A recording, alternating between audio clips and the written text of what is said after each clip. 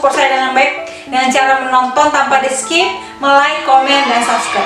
Dan kali ini videonya itu aku sebelum membuat videonya aku mau mengatakan kepada kalian, ayo terus dukung video ini, YouTube ini, supaya YouTube ini bisa terus berkembang gitu ya. Dan nanti setelah kalian nonton video ini dari awal sampai akhir, ayo langsung di like supaya video ini bisa mendapatkan rekomendasi video dari YouTube dan algoritma YouTube itu bisa berjalan dengan baik. Jadi nanti bisa ditemukan dengan mudah video ini gitu ya teman-teman, karena kali ini videonya itu berbeda. Kenapa berbeda? Karena kali ini aku membuat video dalam rangka memperingati Hari Kanker Sedunia pada tanggal 4 Februari yang kemarin jatuh tanggal 4 Februari. Kenapa aku berbuat videonya ini? Karena aku dalam rangka memperingati World Cancer atau Hari Kanker Sedunia yang dimana tanggal 4 kemarin itu untuk mensupport orang-orang yang terkena positif cancer, mensupport kepada para caregiver, pendampingnya, kepada warrior orang yang sedang berjuang, ataupun kepada survivor atau penyintas seperti saya gitu ya. Jadi aku buat videonya ini, aku mau men-sharekan tentang kenapa sih aku bisa mengalami namanya cancer. Kalian sudah baca thumbnailnya atau judulnya, kalian pasti tahu lah, cancer stories tentang saya gitu ya, tentang saya. Jadi tahun 2017 itu merupakan satu tahun yang saya bilang itu menjadi suatu hal yang tidak bisa saya lupakan seumur hidup, karena disitulah saya mengalami namanya cancer. Jadi sekitar bulan 4 atau bulan 5 itu cancer itu biasanya diawali kan dengan gejala, dan gejala yang aku dapatkan itu adalah ada benjolan di payudara sebelah kanan. Aku adalah seorang penyintas kanker payudara gitu. Jadi di mana lokasinya, kok bisa sih ada benjolannya. Jadi kalau ini puting, yang puting payudara itu puting, nah aku di atasnya itu menonjol keluar. Jadi itu merupakan suatu hal yang baru dan aku tidak tahu. Aku bisa merasakan itu pas aku lagi tidur atau lagi mandi gitu ya. Aku merasakan kok ini ada sesuatu yang menonjol keluar, karena payudara sebelah kiriku tidak ada. Dan di situ aku mulai memikirkan ini apa ya gitu. Saat itu aku ada sih perasaan takut, karena kan sering mendengar gitu ya saat itu gitu, karena aku sebagai orang awam sering mendengar kalau ada benjolan di payudara itu ada kanker. Sebenarnya udah ada sekitar bulan 4 bulan 5 itu sudah mulai terlintas di pikiran itu, tapi kan aku nggak berani untuk memastikan 100% ini benar nggak sih sebenarnya kanker gitu. Jadi aku mendiamkannya itu, belum melakukan pemeriksaannya, karena aku pikir ketika aku mendiamkan itu bakal hilang gitu ya. Nah, aku mendiamkan terlebih dahulu tuh selama 3 bulan tanpa aku melakukan pemeriksaannya, tanpa aku melakukan pemeriksaan ke rumah sakit atau kemanapun gitu ya. Tapi ternyata selama 3 bulan itu aku menemukan tidak ada pengurangan sama sekali gitu. Aku pun heran gitu ya. Dan mulai rasa takut lah gitu, mulai rasa takut, mulai rasa khawatir, apalagi aku punya aku tuh orangnya gampang panikan, terutama untuk yang kayak begini gitu, gampang panikan, dan akhirnya aku mulai merasa khawatir. Dan sekitar bulan September 2017 itu, disitulah aku memberanikan diri untuk melakukan pemeriksaan ketika aku pulang dari suatu pelayanan bersama teman-teman di daerah Sumatera Utara. Karena kan waktu aku ke Sumatera Utara itu juga itu nggak berkurang gitu. Jadi aku mulai melakukan pemeriksaan pulang dari situ, karena memang aku berkomitmen, udah aku putuskan lah ini aku mau berkomitmen untuk melakukan pemeriksaan. Dan ternyata ketika aku melakukan pemeriksaannya itu tidak tidak seperti yang aku harapkan. Aku pikir ini apa, ternyata beneran itu positif kanker. Jadi awalnya itu aku langsung pergi ke rumah sakit Darmais, yang tadi aku bilang bulan 9 itu. Aku pergi ke bagian deteksi dini kanker payudara. Sebelum ke deteksi dini kanker payudara, aku pergi dulu ke bagian poliklinik Cendana, karena di Darmais itu di lantai 2 ada namanya poliklinik Cendana. Poliklinik Cendana itu adalah untuk orang-orang yang tidak menggunakan BPJS kesehatan atau mandiri gitu. Jadi aku pergi ke situ dulu. Di situ bagian pendaftarannya bilang coba ke bagian deteksi dini kanker payudara, karena tidak bisa langsung ketemu sama dokter bedah tanpa adanya hasil pemeriksaan apapun, nanti jadinya sia-sia, begitu kata petugas yang di poliklinik Cendana di lantai 2 di Darmais. Ya udah, akhirnya aku memberanikan diri, memutuskan untuk ke basement, karena deteksi dini kanker payudara itu berada di basement di Darmais. Di situ aku mulai dilakukan pemeriksaan, dan ketika dilakukan pemeriksaan sama suster dan dokternya di sana, terasa sih sama susternya itu bilang ini kok kayaknya ini apa ya, ya ini keras loh, ini bendanya keras gitu, benjolannya tuh keras gitu. Di situ aku mulai makin takut lah gitu. Makin takut, makin khawatir, bener nggak sih aku ini cancer gitu, karena seumur hidup aku nggak pernah namanya tahu itu cancer, nggak pernah di pikiranku kalau itu beneran cancer. Mulai takut lah gitu, dan akhirnya di situ disarankan untuk melakukan namanya pemeriksaan radiologi, pemeriksaan mamografi, pokoknya pemeriksaan untuk kelengkapan dari kanker payudara. Karena kan kalau untuk kanker itu ini memastikan beneran kanker atau tidak, harus lengkap pemeriksaannya. Kalau nggak lengkap pemeriksaannya itu tidak bisa dipastikan itu beneran kanker atau enggak. Dan setelah lakukan pemeriksaan secara lengkap, radiologi, mamografi, terus biopsinya gitu, di situ udah mulai ketahuan kalau ini beneran cancer. Dan akhirnya aku menerima hasil, dan aku menerima hasilnya pun itu beneran cancer. Ini adalah hasil tahun 2017, hasil konsultasi patologi anatomi.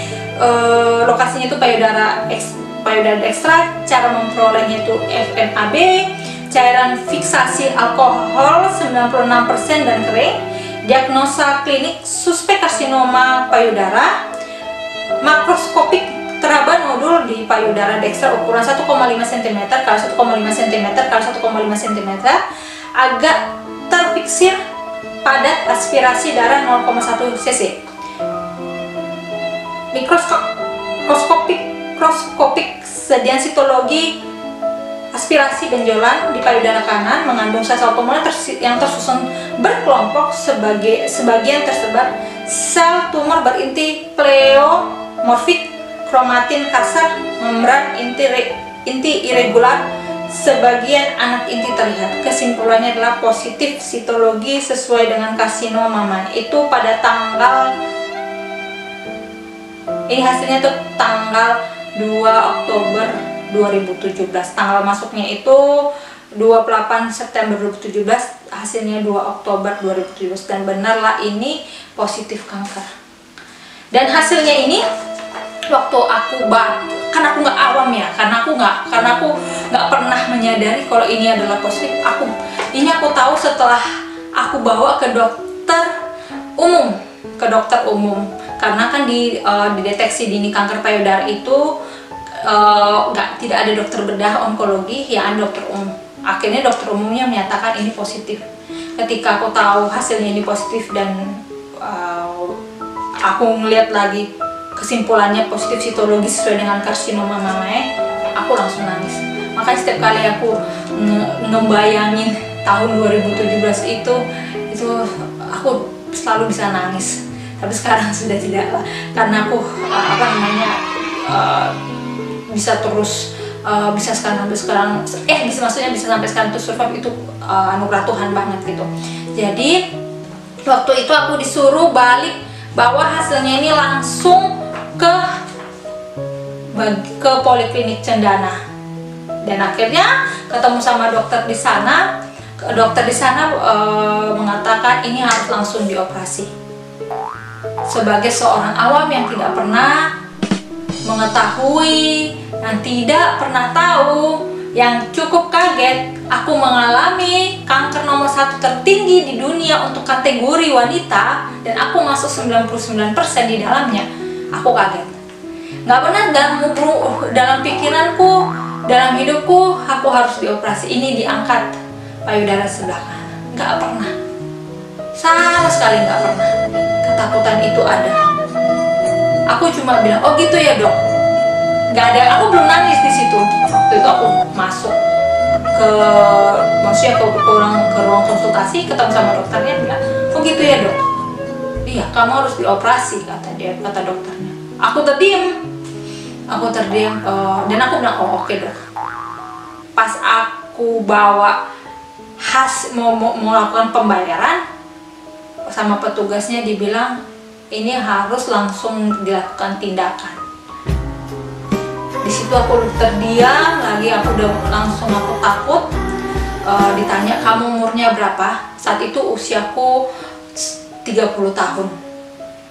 Mungkin dari kalian kalau ada usia yang 30 tahun itu tidak ada yang mengalami seperti saya gitu ya. 30 tahun, sudah positif cancer, belum nikah juga gitu. Sendiri gitu ya. Sendiri gitu. Sampai sekarang juga sendiri gitu. Gak kebayang gitu ya kalau harus menjalani operasi. Karena aku tipikal orangnya, ketika aku sakit sedikit aja, aku demam, aku langsung pergi ke klinik, minta obat, beli obat gitu. Tapi kali ini aku benar-benar masuk ke satu fase yang menurutku itu menjadi salah satu pergumulan terberat, terburuk di dalam hidup. Jadi akhirnya itu aku mendiamkan sekitar 6 bulan. 6 bulan itu kenapa aku diamkan? Karena aku takut. Itu yang pertama. Kedua itu aku tidak ada BPJS kesehatan. Ketiga, aku tidak kasih tahu kepada orang tua. Yang keempat itu aku tidak juga kasih tahu sama adikku, karena tahun 2017 itu kan aku masih tinggal sama adik satu kosan gitu. Dia adikku juga tidak tahu sama sekali aku tuh positif. Itu kesalahan aku. Jangan kalian tiru ya. Ketika kalian udah positif cancer, terbukalah sama keluarga. Makanya sekarang aku jadi penyintas, aku sangat menyarankan kalau aku membuat suatu video itu, aku sangat menyarankan salah satunya itulah terbuka sama keluarga. Terus yang kelima itu mencari yang namanya itu apa sih yang bisa membuat atau mengecilkan atau menghilangkan sel kankernya ini. Aku cari itu di Google. Yang aku lakukan apa? Yang aku lakukan itu adalah aku coba herbalan tanpa dibawa pengawasan dokter. Itulah kesalahan aku juga yang fatal sekali, sangat fatal sekali. Dan aku tak menganggap aku bisa melakukan hal yang demikian, aku bisa bodoh ya, aku nggak bisa bijak ya. 6 bulan aku melakukan hal demikian. Hasilnya apa? Tidak ada perubahan sama sekali. Karena aku mencoba itu. Yang kedua, aku makin kurus. Yang ketiga, tadi kan aku udah bilang ini puting kan, benjolnya itu di atas putingnya itu udah mulai kelupas dia karena efek samping dari herbal. Makanya itu menjadi satu kesalahan aku. Sekarang aku jadi penyintas cancer, penyintas kanker itu sangat kalau ketika ketemu sama orang langsung bilang, ataupun aku ketika membuat video di medsosku, aku sangat menyarankan salah satu yang aku buat adalah untuk percaya sama dokter, untuk tidak coba herbal-herbalan tanpa instruksi dari dokter, tanpa di bawah pengawasan dokter. Aku sudah mengalami itu. Aku rugi ke diri aku sendiri, dan itu rugi ke aku juga menyebabkan itu membuat metas ke kelenjar getah bening. Aku sampai sekarang kelenjar getah bening di ketiak udah nggak ada karena diangkat.